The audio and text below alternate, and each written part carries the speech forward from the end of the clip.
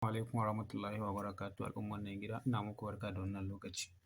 Wato wannan shi ne ake ce ma duhun daji amma ban san wata Hausar ku ko yanda ake kiran shi ba wanda da shi ne ake maganin maye kowane kalan maye ne.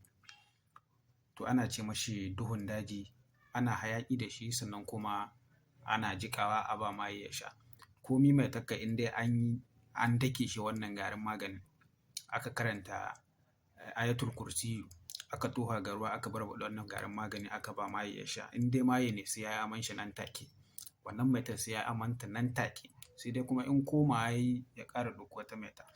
Sannan kuma idan ana so a yi hayaƙin shi duk inda maye yake in dai a nan garin ne, a nan garin inda yake sai ya zo ya yi sujada a gaban wannan ƙoƙon na magani.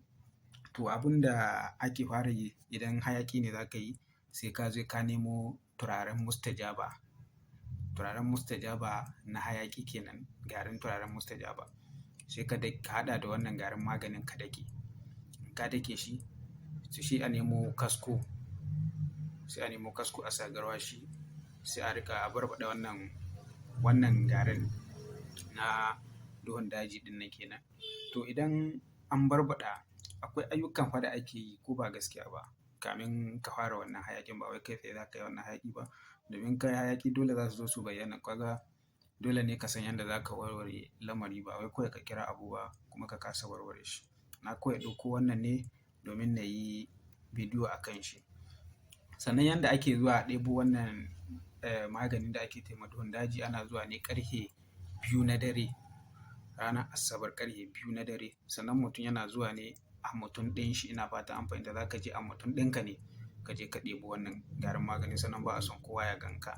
Ina fata an fahimta domin idan za ka kama maye kai ma sai ka yi hali na maita sannan za ka iya kama shi. Domin maita ba ƙaramin abu bane ba, ba ƙaramin lalura bane ba. Kamar wanda yake so ya kama ɓarawo ne to dole ne kai ma sai ka yi alamu kamar na ɓarawo sai ka san yanda launin shi yake. Ta bakin Hausawa sun ce "Kar ka je kama ɓarawo, ɓarawo ya kama ka." Ina fata an fahimta inda na dosa masha Allah. To wannan shi ne ake kira da duhun daji, garin maganin duhun daji. To dai ban san ku Hausar ku yanda kuke kiranta ba ina fata an fahimta masha Allah.